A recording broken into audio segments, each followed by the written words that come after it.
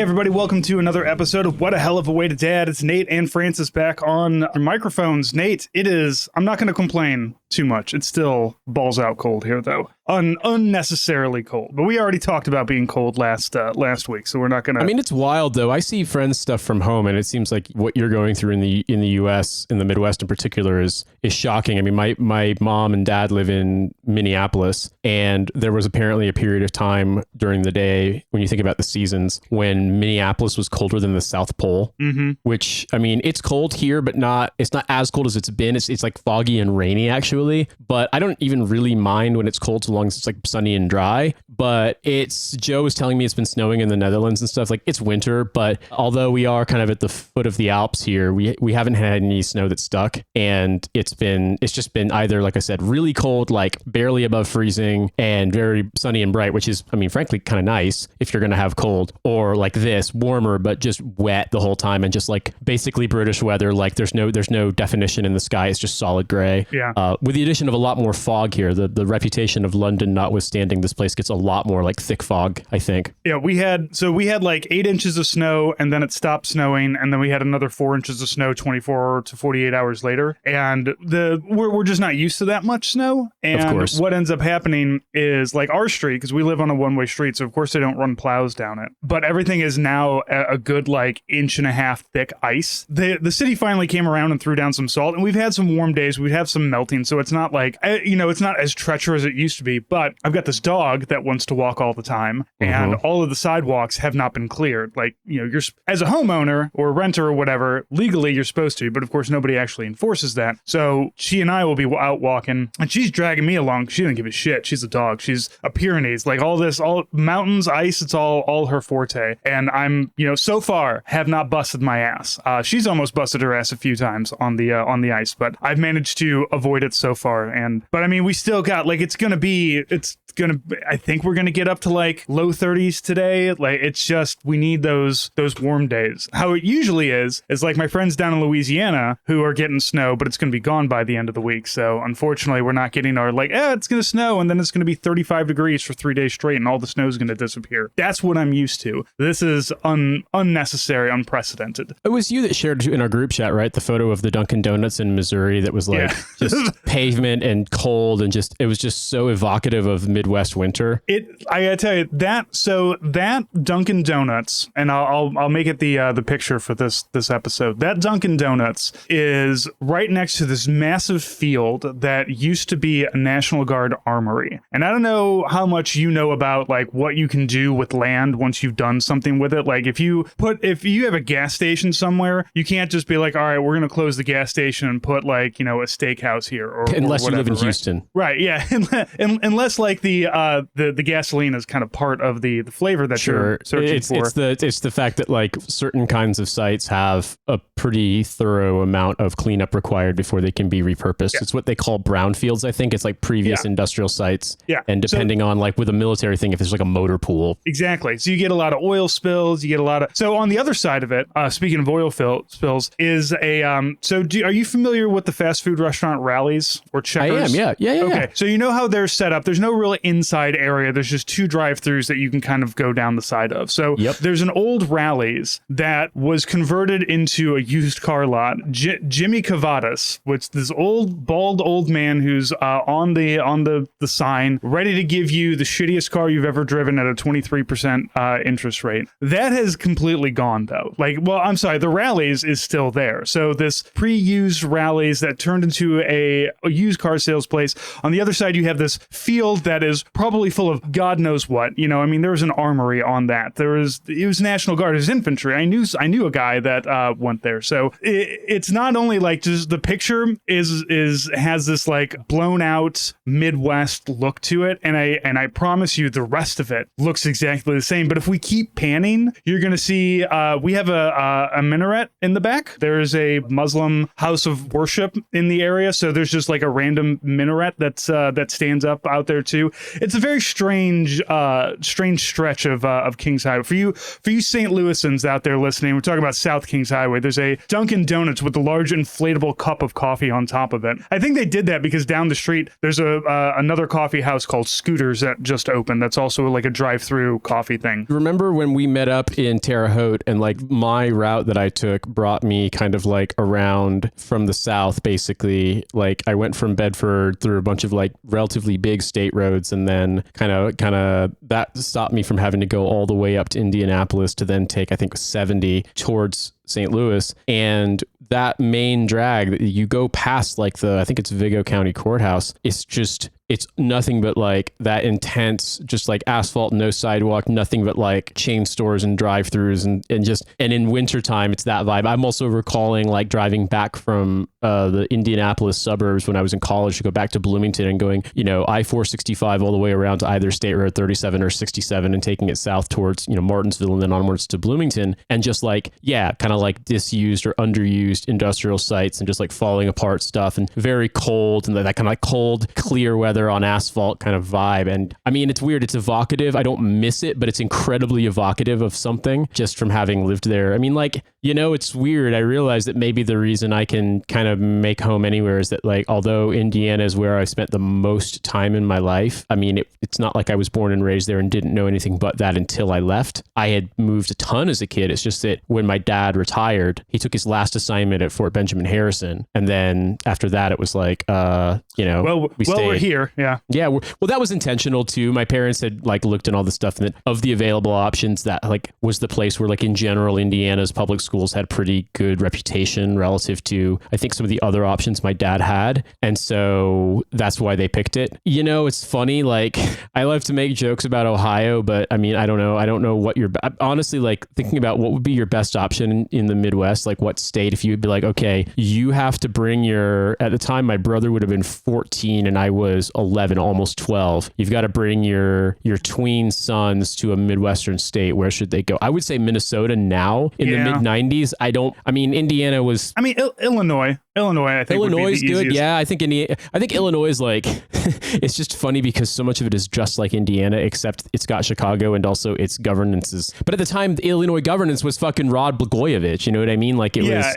Maybe Illinois back then, not so much because they kept putting their governors in prison. But now they seem to have a good governor. They've got the one billionaire who doesn't seem like a huge asshole. They got Big Boy. They got J.B. Pritzker, and he seems to be like actually good at politics and doing stuff. I don't know. It's interesting. I mean, all because you think about Minnesota, like Minnesota has state level programs and protections and things like insurance stuff for people with lower incomes. Like in general, Minnesota's just like got a high quality of life for a variety of reasons. But also Minnesota at the time was like the hotbed of American militia shit in the 90s. And also like they elected Jesse Ventura as the governor. You know what I mean? Like, so it's not as if it's hard to look at, but back then versus now, I mean, I just think it's interesting culturally. I think one of the reasons why I don't miss Indiana is we've talked about this on the show before, but going to that pork tenderloin sandwich in Terre Haute and basically being treated like they were going to call the cops on us. Yeah. And we just showed up like we were literally just waiting for a table. Yeah. Our lily white asses too. Like, and we're so fucking obviously from there. And like I'm driving a car with Indiana plates and you're driving a car with Missouri plates. Yeah. Well, they weren't looking at our cars out there, but yeah, I was actually just thinking about that god awful tenderloin sandwich that was just we covered had. with like the restaurant was just covered in like JFK memorabilia. It was just, I mean, I guess it's a vibe, but it's an odd one. Do you have, and I wonder, like all the traveling that you've done, do you come across places like that in other countries where it's just like this, like we have a McDonald's here that has this huge blown up picture of Eddie Van Halen standing in front of a McDonald's sign because that's the McDonald's sign that he stood in front of. So, and this was like, 40 years ago, but like all of these little restaurants that have like goofy shit on the walls, the TGI Fridays, but it's, not a chain kind of restaurant. I don't know if the Netherlands has a place where you can buy like the shittiest sandwich you've ever eaten with a bunch of tchotchkes on the wall. I mean, You'd have to ask Joe because I live in Switzerland. Well, it's funny you should mention it because I was a really good friend of mine from college. We'd stayed in touch forever, but we hadn't seen each other in forever, for like over a decade and a half. And then she was temporarily doing she did 1 year of a PhD program in Switzerland, in Fribourg, which is like maybe an hour and a half train from here. And we met up. And then the next time I was in Switzerland in the summer, we met up and we went to the beach, like the lakeside beach in Vevey, which is closer to where we are now, but it's still probably about like an hour-ish on the train. And then we went and got dinner afterwards before we went our separate ways. And we wound up, it was a Sunday, so not a ton of places were open, but one of the places was open was a place that just, had burgers and fries and summer food. And it was a Prince themed restaurant and it was purple and it had pictures of Prince all over. And unfortunately, something in their Caesars, like their lettuce was bad. So my friend and I got a little upset stomach from the lettuce on our burgers, but my wife Cynthia just got fully sick. Like I had to extend my stay. She was there for onboarding and she had to take a day off during her onboarding because she was so sick. And so I just stayed because I speak French and we had a little kitchenette in the like hotel room so I could cook her food and stuff and just like kind of nurse her back to health. So yeah, like even in one of the highest income countries in the world with very, very strong protections for things like, for example, consumer safety and food treatment. I guess every now and again you get the poo lettuce and they put it on your burger in the Prince restaurant and you're done. Prince would say it's because we weren't pure of heart because we hadn't listened to the gospel and because I probably hadn't come to my more recent appreciation for how much of a absolute genius that man was. That's a more recent thing. I feel like there's a lot of like countries that are spiritually Midwest. Like when Joe was talking about how Armenia had a bar that was like Joker themed, like from the movie The Joker. I feel like Armenia, if you took Armenia and just put it in the middle of the United States, they'd integrate pretty well. Like, they already did. It's called Glendale, California. That's where all the assholes live. I want the cool Armenians. I don't know if there's any cool Armenians. Yeah, I was going to say, ask Joe and Ani if such a thing exists. I was going to say, thinking about this, I do remember there being this is so dumb, and it was definitely a one-off, but also like a very corporate one-off bar in the East Village in Manhattan called Durden. And it was like Tyler Durden themed restaurant, I guess. And you can imagine the clientele it attracted. It's not around anymore, but like it was real. That's the kind of place that like if you do that, you better not call the cops about any fights in your parking lot because that's on you. That's your fault. What's really funny about that film and that book is that like I am not a Chuck Palahniuk fan. I did read the book and kind of like it when I was 16. I did like the movie when I was 15 when it came out. Sure. And I don't think it's a bad book. I don't think it's a bad movie. And it's just very interesting because it foments this discussion of like, is it a good idea to make a piece of art that has a particular point if the consequences of everyone missing the point are that grave? Because like so much of it, Cynthia is way smarter about film and just way smarter in general than I am. And one of the points she made is that like, there's no way you could take away the intended message of that film with Brad Pitt looking like he did. Like he shows up the most in shape any dude has ever been in terms of like the aesthetics of being in shape. Yeah. Is dressed like impossibly hot the entire time. He's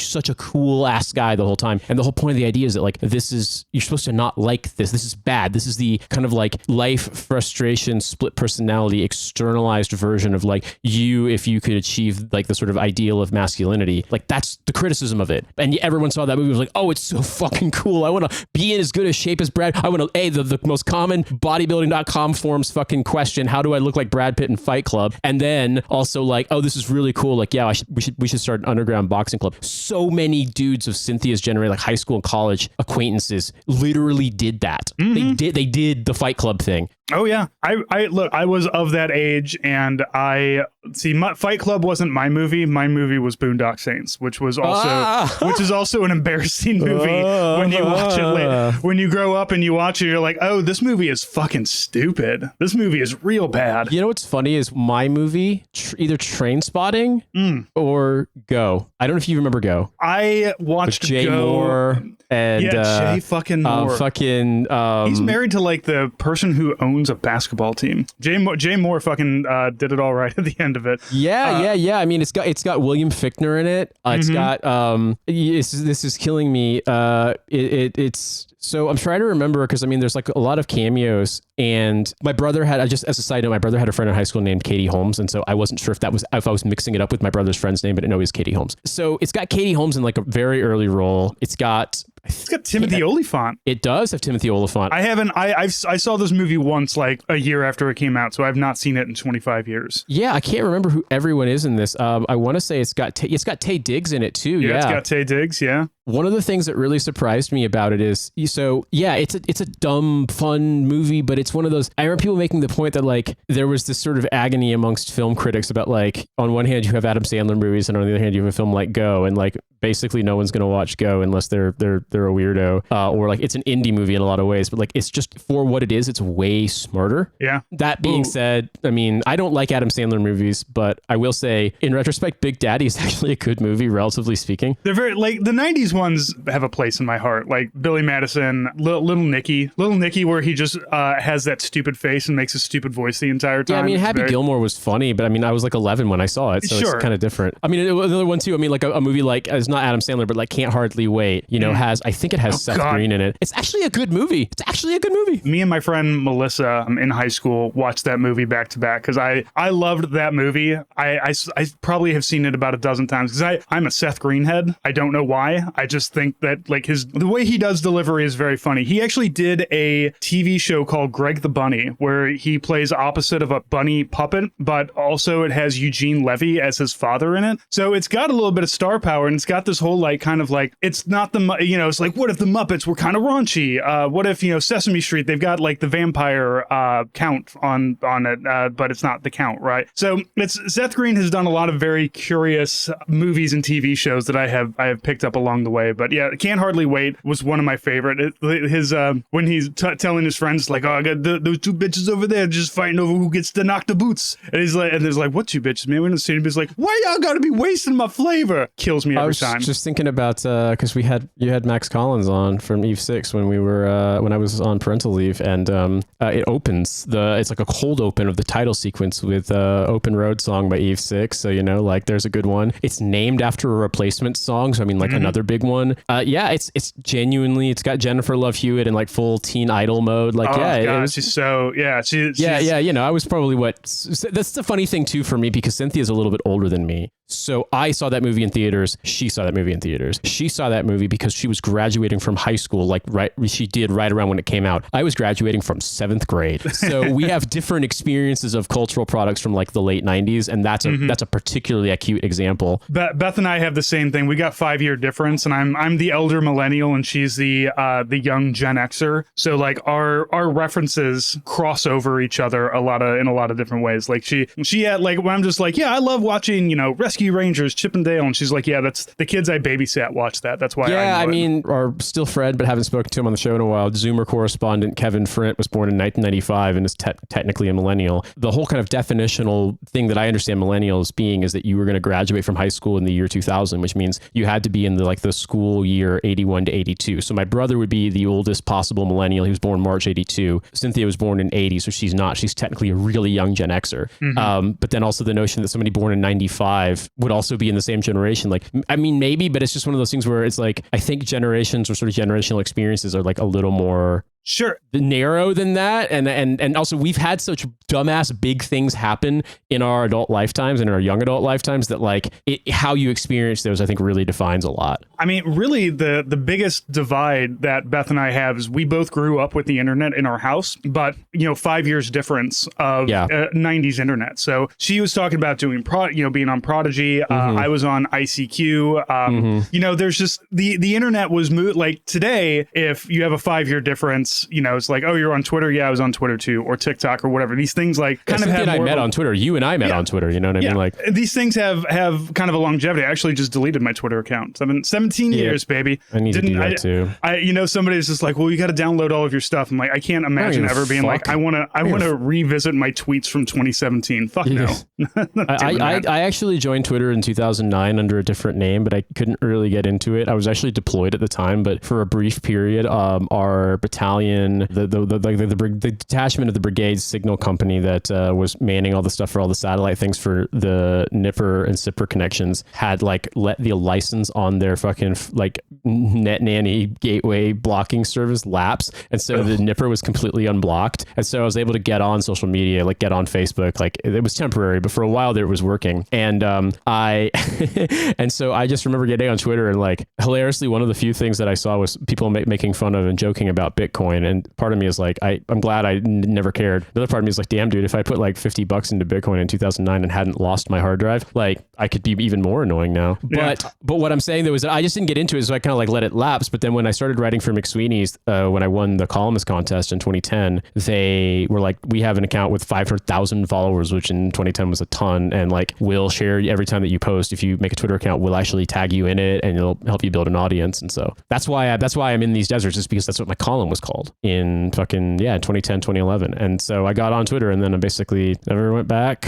Well, I'm going back now because it's sucks. It's awful. It's just it's like it's everything, which is sad because like it was always bad, but there were good, interesting, fascinating things happening. When it was just a place to make posts with your friends, it was a great place. And now it's like, well, most of my friends have left, and every time I get on, I am inundated with right-wing propaganda. Well, and also, like, one of the fun ways about it, enjoying it, was when something funny came out, or somebody like made like an incisive statement about something. Like, you could go down in the comments, and you'd often find people who were really funny or interesting, and often that was a great way to build like a follow list, or at least to like, you know, a separate, you know, sort of when you use TweetDeck and you didn't like flag them on a list in the stupid way Twitter does, you could like build a list of people whose like opinions you wanted to read. But now, especially if it's like a big post, it is thousands of the dumbest people to ever fucking breathe air who have paid for Twitter just saying stupid shit and like pumping their shit coins. Like, it's awful. It's unusable. And that takes away so much of it. Like, it's so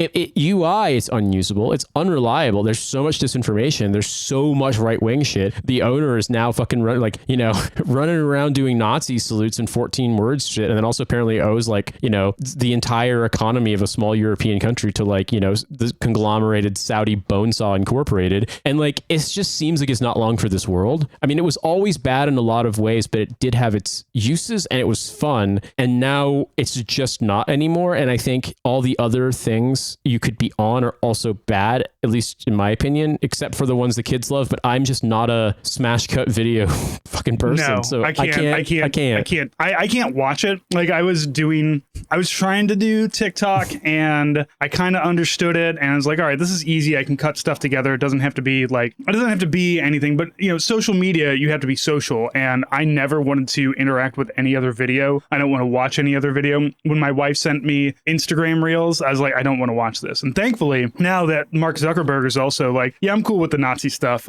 she has moved away from Facebook and Instagram. And honestly, it just made both of our brains a lot better, just to not constantly like you said, like, I don't think Blue Sky is like, oh, here it is, finally we've got the great place to go, because Blue Sky is also full of bots, full of shitheads, full of people who brought the Twitter nonsense over to another place. I feel like it's just a stopgap, but at least I can, you know, at least it's a place that I can still post all the dumb shit that pops into my mind. Yeah, so Blue Sky is interesting because I think, especially in the early phases of it, because, you know, I got an invite in 2023 and I signed up, and I use it more now just because like it's just easier to follow conversations and not be inundated with just shit nonstop. But, and what I mean by that is like, even if I don't think I've engaged hardly at all in months on Twitter, but like if I did even check the timeline, like just being able to not be flooded with like just stupid and also completely unrelated stuff. And then like there's absolute Z grade ads from people who are still paying for ads on Twitter, most of which are like, here's this basically inaccessible unless you ride in with a Bearcat hotel in the middle of nowhere in the Alps in Switzerland, rent it for your business conference. Like, I get so many of those. Like, it's only 500 francs a night for the whole hotel. It's like, yes. And apparently you have to do the fucking plot of the movie Alive to get there. So, you know, Blue Sky also kind of reminds me of Twitter in like 2010 and 2012 ish, in terms of like, for one, I was a much smaller account and had a smaller follow list. There was this feeling of like, yep, you ran out of posts, no more posts left. But I would say some of the attitudes there, like, it's just it skews older and more center right liberal, and there's just a lot of there's a lot of the sort of like, you know, lost children of fucking you know, people who would be really, really into like not just Rachel Maddow, but like also all the other even less watchable shows that would be on before or after that time slot on MSNBC. And it's annoying. I mean, you just get people, there is this tendency there of just like, Cynthia's take is that like, it's all basically really, really old millennial white people and or Gen X white people. And it's just basically nonstop scolding and not getting the joke and not taking the point and just being weird. And what I would describe is very, I don't know if presumptuous is the right word, but I think somewhere between presumptuous and overfamiliar in the replies. And the best example, I literally had to block a guy that I don't really have any beef with because it's Jamel Bowie, because he gets the stupidest replies, and like you basically couldn't browse the site even if you didn't follow him and had no interaction. Even if you had him muted, you'd still see all this stupid shit from the things people were saying to him. And I think the best example I can get is Jamel Bowie was visiting, I want to say like Alexandria or Charlottesville, Virginia. And he said, hey, I'm in. Anybody have any recommendations on restaurants? And someone responded, an independent black-owned business. And he was like, there's a white lady saying to him, Jamel Bowie is black. And he was like, great, but like, do you have any recommendations? She's like, oh no, I've never been there. I made the joke once that like on Blue Sky that you should basically, they should do like a MySpace style ranking, and the person who receives the most unhinged replies gets a Blue Sky themed and decorated livery fucking painted gun. But the thing about it is that Jamel Bowie would get it every month, and he would just basically, he'd look like, well, like when like they open up the gun room in the Matrix, like, except they'd all have the Blue Sky butterfly on them. So it looked like it was some sort of like, crazy town / like spring break regrettable tattoo themed gun store. It's just, so I mean, like I use it, and I will say it does drive more engagement than Twitter was. I mean, that was actually a huge shock when I saw, because Twitter used to drive a lot of engagement, for example, on Trash Future merch. And now you have to play a game. Now you have to be like, well, I'm going to post, and I'm going to post the link later, and I'm going to do this, and I'm going to do that, because it's the only way. But like, I still, like, even I have like almost 30,000 followers on Twitter, and it's completely, useless. Yeah, no, I mean, like no one. So we finally had the Avignon Popes and Lagoon shirts on sale. We put out the sales link via our Patreon and our Discord, and then via voice ads that we recorded, like bumpers on the episodes. And then in the show notes on the episodes, on the free one and on the bonus one. And, we sold quite a bit, and it was pre-sales. And so finally at the end, we had some footage and stuff we were going to do to put it together to make ads for Instagram and TikTok. And Milo was like, well, what about Twitter? We have like, 20,000. I was like, honestly, dude, it's not worth it. But he's like, no, I mean, we should do it regardless. And I was like, fine. Okay, cool. So made a post, posted it, had everyone in the group chat, the big group chat, share it. So like, if you look at the total number of followers, obviously it's sort of like when you, it's like, it kind of skews the metrics. You've got everyone who's in the chat and then Abby. And so it's like, oh, wow, that's over 1 million people, and like 990,000 of them are from Abby. But a potential reach of like well over like 1.5 million people. Sure. We got like, so a ton of retweets from us. And I think we got maybe 10 link clicks and no sales. But what we did get was a fucking like Redbubble scraper that then was selling counterfeits of our stuff. It was awful. I mean, it's absolutely atrocious. It wasn't even a person. It looked like it was one of those scraper algo things where like it's set up to basically like parse links, and if there's anything, like if it meets the threshold of like, oh, you're selling a thing, it just steals the image and then does it, as like a drop ship version of it. But like if you someone asks us this as a gift, and the person they ask doesn't know that it's a thing sold via the website, then they just look for it on Google, and what's Google going to pump? It's going to be this shitty, probably like SEO juked link. And so it's wild how. So and let me tell you, my most recent experience was something like this is over on Facebook, where there's we're doing more in-person events. So a lot of the things that are in the store, a lot of the things that my wife makes that I make, we make a lot of things that don't necessarily go into the online store. Sometimes you'll see her crochet or my dice boxes, but like we have those for sale, in-person sales. And so there's one, we have this place called Das Bevo Mill. It's a giant windmill in the middle of South City, because when the Anheuser-Busch family would leave the brewery and go to their farm in the county by horse and buggy, they like to stop off at the mill because they owned that to have dinner, and then they'd keep going because it took you, like it's a 20-minute drive in good traffic, but horse and buggy, it's going to take you a little bit longer. It's like Croydon, the kind of satellite city of London that's in half of the city is in a London postcode. Used to be like the first coach stop on your way to the coast where you stay overnight when you left the city of London. Yeah. So, and we've done events there. I love it. They have not only in the Bevo Mill, but there's a bar next to it called Chrome Bar. That's really awesome. It's a really nice bar. They let, they're cool with my 9-year-old being there. So I was, emailing them and saying, hey, I'd like to, they've got a Galentine's Day event coming up. So I was like, all right, right, this is going to be right before we go. We take a vacation, so it'll be the last day before we get onto an airplane. We can knock this one out. And I sent emails. I wasn't getting responses because I know it's like, it's one of those things where it's like a person runs it.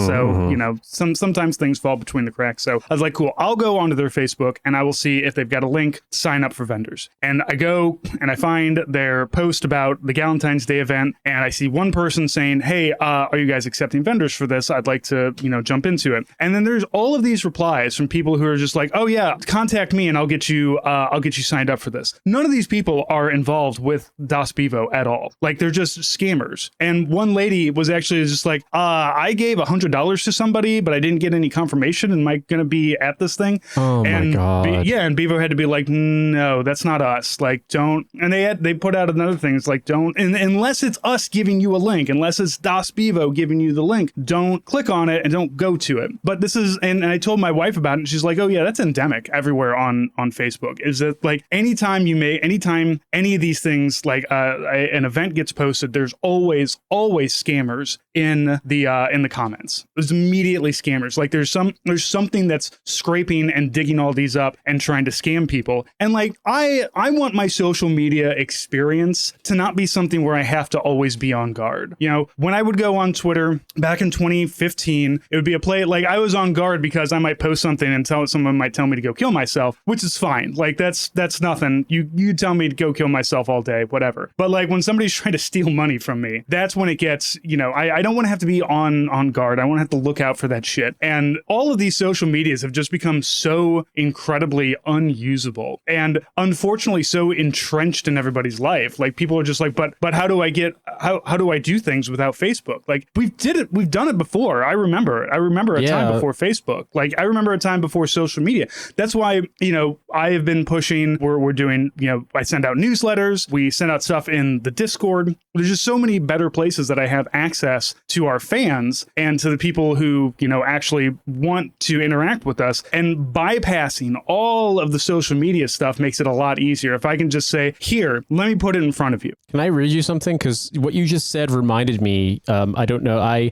Trash Teachers had Ed Zitron on before, and I periodically read his articles on his website. Yeah, he's great. I love that. Yeah, and he writes very, very like exhaustively through articles about a lot of the kind of the sort of shittiness and degradation that's going on in these platforms. And there was one, I'll send you the link, Francis, and you can put it in the show notes if you want. But for those of you listening, it's the article is called The Slop Society on Ed's site, where's your ed.at. And this is this long kind of like pull quote here. He says, I really need you to look at this harder than you have been. You log in, this is about Facebook, immediately see a pop-up for stories, scroll down and see one post from someone you know, a giant ad, a carousel of, quote, people you may know, unquote, a post from a page you don't follow, a series of recommended reels, in quotes, that show a 2-second clip on repeat of what you might see. So you click through it, another ad, 3 posts from pages you don't follow, and then another ad. Searching for Facebook support leads you to a sponsored post about Facebook bringing your community together, in quotes, and then a selection of groups. The first is which is called Facebook Support with 18,000 members, including a support number, 1-800 number that does not work. The group is full of posts about people having issues with Facebook, with one by an admin called Oliver Green telling everyone that this group is where they can discuss issues and provide assistance and solutions to them. Oliver Green's avatar is actually a picture of writer Oliver Darcy. One post says, please don't respond to messages from my Facebook, I was hacked. Another responder, Decker TechFix, says, when was it hacked? Asking them to post a message for a quick recovery of the account they appear to be posting with. Where a user says someone hacked my Facebook and changed all password, is responded to by an account called ReTechMan who says, inbox me now for help. Another where someone says they were hacked has another account, James Miles, responding saying, message me privately. There are hundreds of interactions like these. Another group called Account Hacked, which has 850 members and hasn't been updated since late 2023, immediately hits you with a post that says, message me for any hacking services, Facebook recovery, Instagram recovery, lost funds recovery, iCloud bypass, etc., with a few users responding along with several other scammers offering to help in the same way.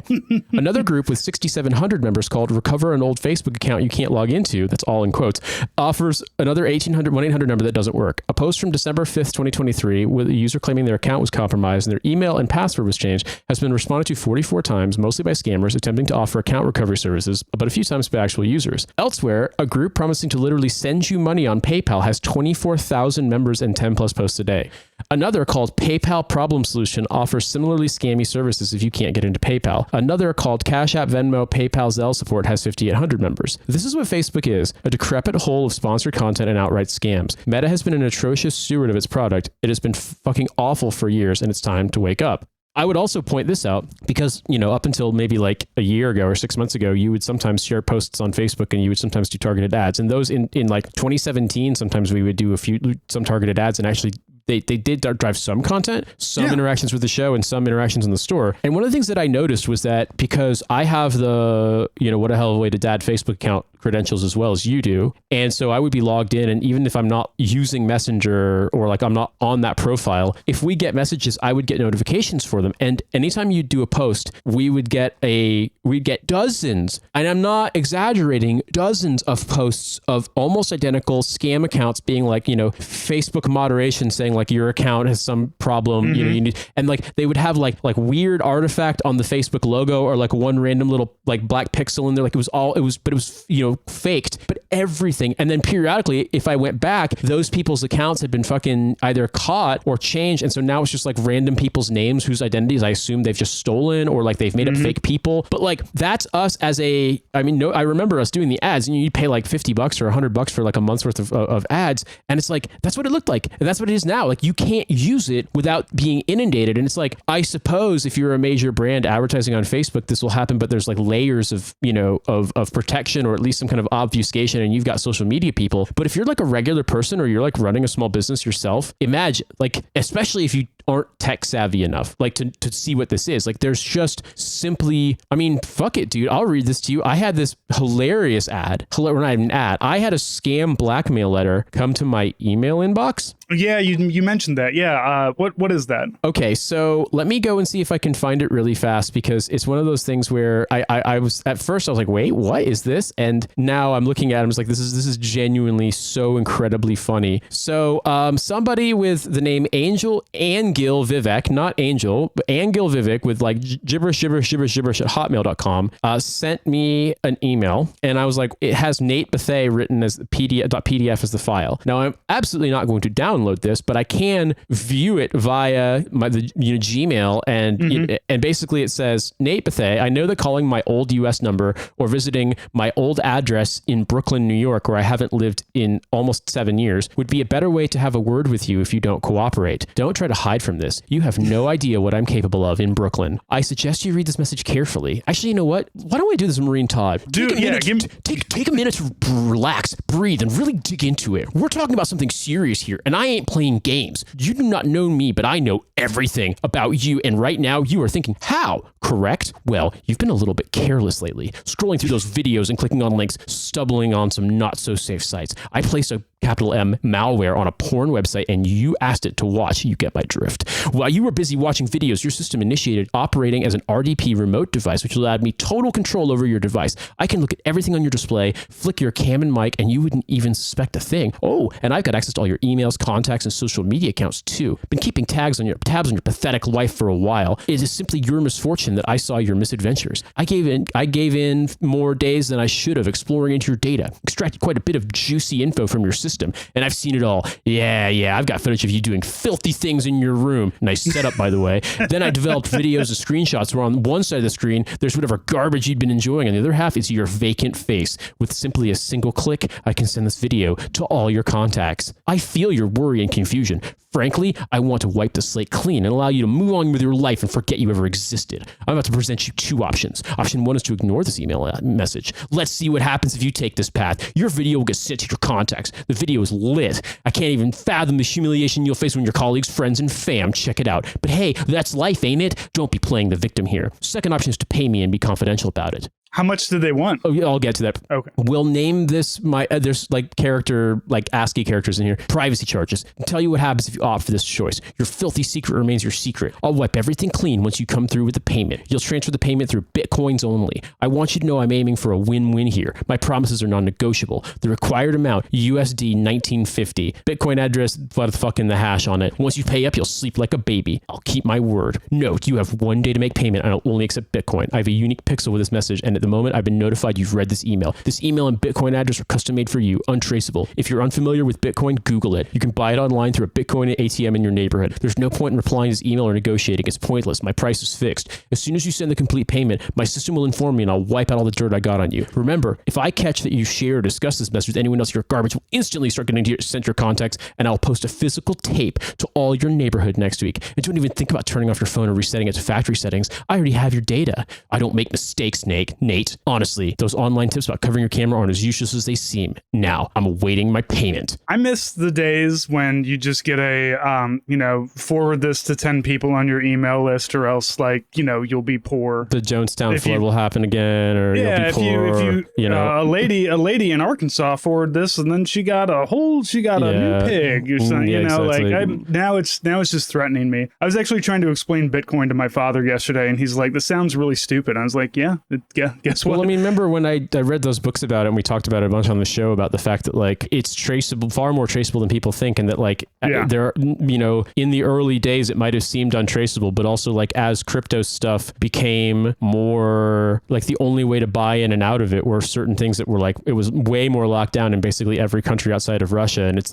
you don't have a Russian bank account unless you're in Russia. I'm pretty sure you have to show a Russian passport or a residency visa to get one. And so no matter what, it's so easy to trace and when you pull money out of stuff where they know it's come from illegal activity, that's very obvious. And most people who use it for crimes think it's anonymous and don't do any of the sort of Bitcoin tumbling kind of stuff you'd need to do. And so there are consultancies and security services that provide this billion-dollar industry to be able to observe this stuff, and absolutely they work with law enforcement, and they can make the case for them, basically, of if you use it for something illegal, they can be here's how you got your money in and what you did with it, and how, or if you extorted money or whatever the fuck, here's how you got it out. And so the permanent ledger aspect of Bitcoin makes it not just bad for crime, but the dumbest shit on the planet for crime. It's it's like cash, except if cash had a permanent receipt in the fucking fabric of time showing what it was used for. Yeah. And you used it for drugs on drugs.com, with your real name. As it turns out, cash is still king. Nobody, if I get, you go to your drug dealer and you give him $50 and he gives you $50 of weed or whatever, you're good. Nobody's ever going to trace that because that's a $50 bill. But this Bitcoin stuff, and like I said, I was explaining this to my dad, because my dad, who, as I've said, is a very, very liberal-minded person, and he was just look, I'm not going to get into Bitcoin, but can you just explain it to me? I was like, well, imagine if you had money that was specifically for crimes. That's what Bitcoin is. The whole point of this is it's not traced. And then he's like, well, how do I get one? I said, well, you can go to an ATM. Apparently you can go, there's ATMs. I know of a couple around in St. Louis, but the problem is though, is that it's not I want to give me 1 Bitcoin for this service.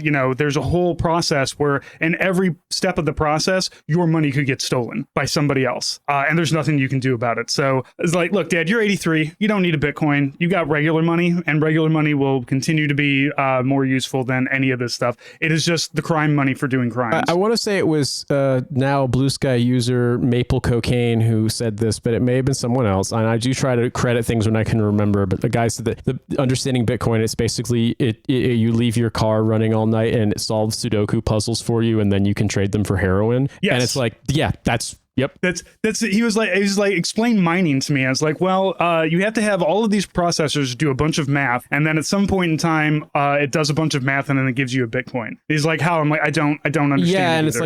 It's the economics of it used to be that it was far less, kind of computational power required, but because of the sort of I mean, I don't know the math or whatever behind it, but it gets exponentially more complicated, and the numbers of sort of equations or computations that have to take place get exponentially larger with each sort of successive tranche of it. It's sort of like squaring something constantly, to the third, then the fourth, then the fifth, and the sixth power. It's you go from 2, then 4, then 16, then 64, then bits and bytes, that kind of thing. But at a certain point, you could leave your fucking laptop running all night and get yourself a Bitcoin in 2009. Now they make just effectively giant farms. Yeah, they basically make what looks like a server farm of nothing but GPUs. GPUs running these things, and it's just stupid. And it's like, oh yeah, let's put them in Kazakhstan and do them on coal power. You know what I mean? Like, yeah. And God help you if you were trying to build a gaming computer at that time. Oh God, oh my God. See, that's the thing too, is that it's not as effective as with video and for gaming, but some processes for things like running audio processing plugins can take advantage of your graphics processing unit to accelerate the computation, because you have a separate, effectively, you have the CPU, you have the core of your computer, but you can also like offload some of this to the GPU, and it can make processes go faster. And like, I know this from doing this job for so long, that like now with my current setup and the current things that I use, and the fact that like all of my plugins are either native on the software that's been optimized to run on the Apple Silicon, or the plugins have too. It typically takes to like mix down an episode of a podcast, it would take like 7-8 minutes now. But like there was time when like a lot of the stuff wasn't optimized and the processors weren't as good, and also I didn't understand the process as well, and it was taking like 30 or 40 minutes to do it. So obviously if you build a computer and you have a GPU and you can offload some of that, it will go faster. And that's also like for real-time previews of what the effects will sound like. It's great. When you're editing, when you edit a podcast, if you've got effects like kind of real-time previews of them, you want to hear what it's sounding like as you're editing, and then you also want to be able to, if you make changes, to have that reflected. And like Francis, like you were saying, there was a period of time when even like the stupidest low-end ass graphics card was so expensive because like it was basically being hoovered up for Bitcoin. Mm-hmm. Everyone, yeah. There some of the, and I wasn't building one at the time. My last time I built a computer was 2011, I want to say. So it wasn't too bad. But I know a lot of people had that problem where like you're running your generic kind of run of the mill graphic processing units were running like $500 to $600, twice as much, because they're all being snapped up by these people who were, like you said, doing Sudokus until they get a coin. They could get a coin to buy heroin with, or sell you heroin or whatever. Do fucking PayPal scams. All I can say is it's weird because at the time in like 2018, 19, 20, it felt like for the amount of money you spent on a new Mac, it was so expensive and so unconfigurable. And then like PCs were really kind of the way to go in a lot of this stuff. But the Apple Silicon chips are, it just, once things take advantage of them, it's genuinely shocking how much easier it makes my life for editing. Yeah. But I just learned this from Cynthia has the old work from home setup from London with 2 monitors. What I've learned is that I have a MacBook Air, and this is going to sound like an ableist term, but it's actually like it's the term that's used, as I understand it, in tech, was something called crippleware. It's basically when they have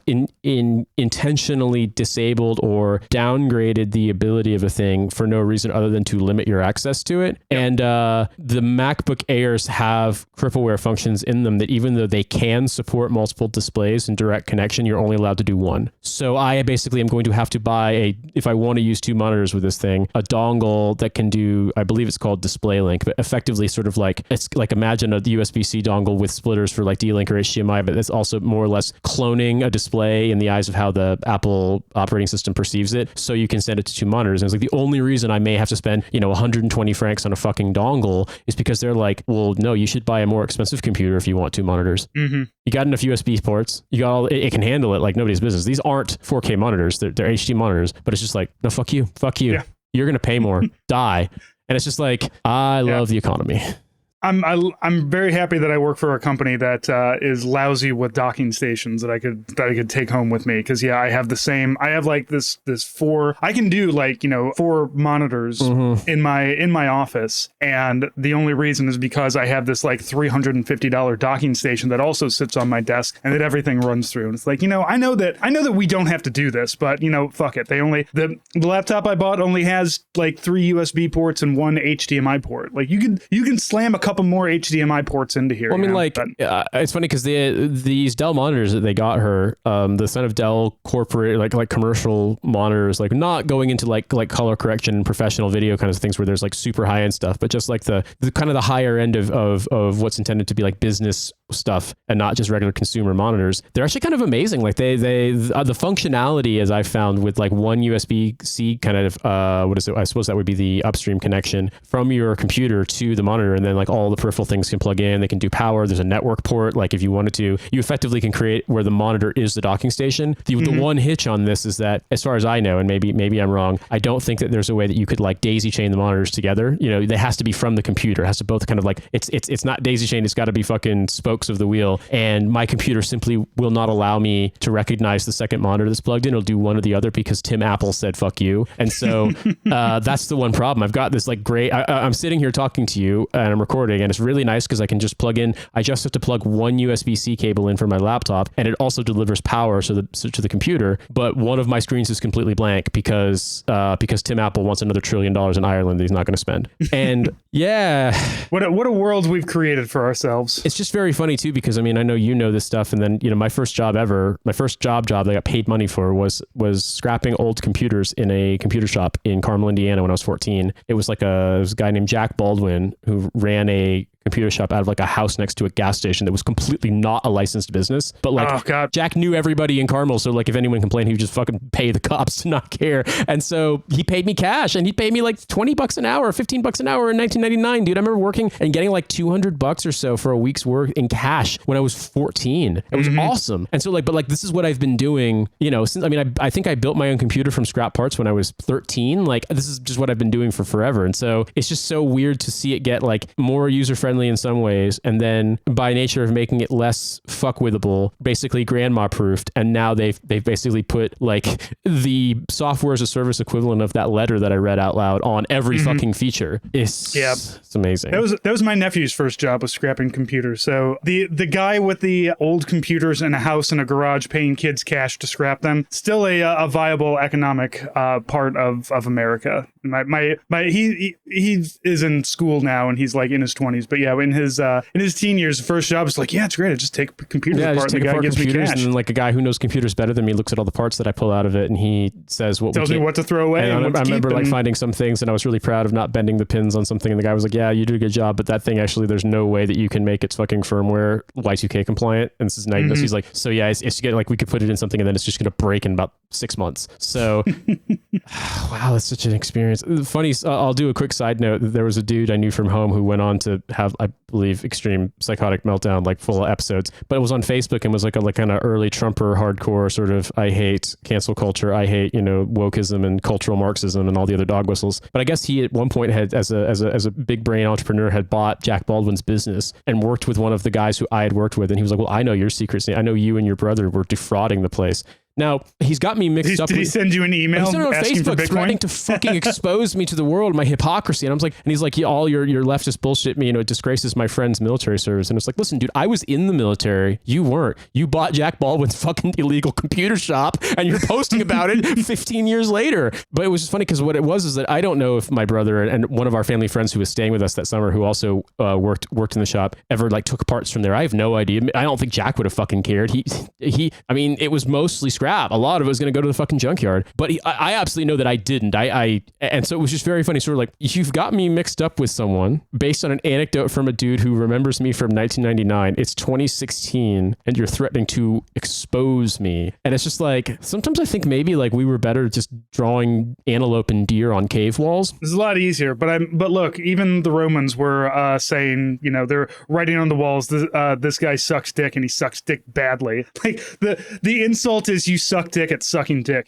I remember the Roman baths in the city of Bath in England, and like they have all these curse tablets, which is like you basically pay to write a thing to like send a request to the goddess Minerva to curse somebody. And so like literally there's the only extant example of British Celtic in writing is they can't read it, but they know that it's British Celtic is there, and it's a curse tablet, which means it's probably some complaint in the Celtic language like, dear Minerva, please curse the dickhead who stole my clothes and made everybody laugh at my tiny dick and balls when I had to walk out of the baths with no clothes on. Dear Minerva, why do you have to make shrinkage a thing?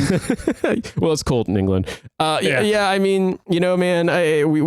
Look, Nate, I haven't gotten any pictures of you gooning, so I imagine that the threats were all just that. Well, threats. I mean, I had this feeling that it probably wasn't, in the sense that that's not how RDP works. No. And RDP, it's great for intercepting, but taking control, like the way that it works, like, no, you're not going to be able to without it notifying the person using it, because typically it's going to fucking take away their ability because like you can't have two people using it at once. I mean, I just know this. I know RDP is super insecure, but like, right, that's not how it works. But also like, I figured that when he was threatening, he's like, I'll post videos all around your neighborhood. It's like, so you're going to go back to Kingston Avenue and Crown Heights in Brooklyn, and you're going to go to every apartment, half of which is owned by Hasidic people who probably like at least one day we can't watch fucking the porn video you apparently are going to send them. And the other half is people who just be like, who is this dickhead? And you're going to threaten me. And I left there almost 7 years ago. Like, so I was like, I think this guy may not have his facts straight. I don't think he's really got me over the coals here.